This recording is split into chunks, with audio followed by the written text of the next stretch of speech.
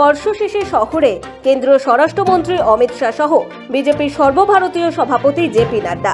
লোকসভা ভোটের রূপরেখা নির্ধারণে আলোচনায় বঙ্গ বিজেপির কোর কমিটি, অথচ সেই কমিটির সদস্য মিঠুন চক্রবর্তীরই দেখা নেই। প্রশ্ন উঠতে শুরু করেছে মিঠুন এবং বিজেপির সম্পর্ক নিয়ে। 21-এর বিধানসভা ভোটে বিজেপির হয়ে প্রচার করতে মাঠে নেমেছিলেন মিঠুন চক্রবর্তী। ব্রিগেড প্যারেড গ্রাউন্ডে তার দুর্ধর্ষ বক্তব্য, হিট সিনেমার সংলাপ জনতাকে চাঙ্গা করেছিল। গ্রামগঞ্জেও ঘুরে প্রচার করেছিলেন। তবে বিধানসভা ভোটে বিজেপির ভরাডুবির পরে রাজনীতি থেকে কার্যত গায়েব হয়ে যান মিঠুন। কিন্তু হঠাৎ করেই ফের উদয় হয়েছিলেন পঞ্চায়েত ভোটের আগে। প্রচার বাদেও সাংবাদিক বৈঠক থেকে দলীয় কর্মীদের সঙ্গে আলোচনা বেশ সক্রিয় হতে দেখা যায় তাকে। দাবি করেন তৃণমূলের বহু বিধায়ক নাকি তার সঙ্গে নিয়মিত যোগাযোগ রাখছেন, কিন্তু সেই ফাঁকা আওয়াজই সার, কাজের কাজ কিছুই হয়নি। পরে ধীরে ধীরে রাজনীতি থেকে ফের সরে যান বলিউডের ডিস্কো ডান্সার।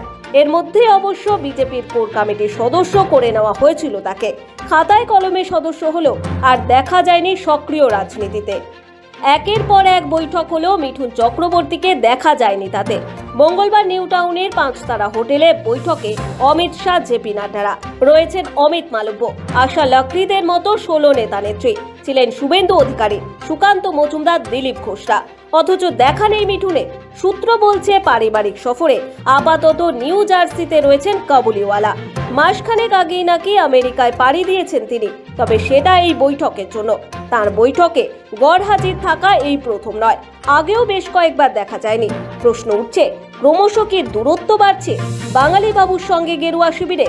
সৌভিক সান্যালের রিপোর্ট, সময়, কলকাতা।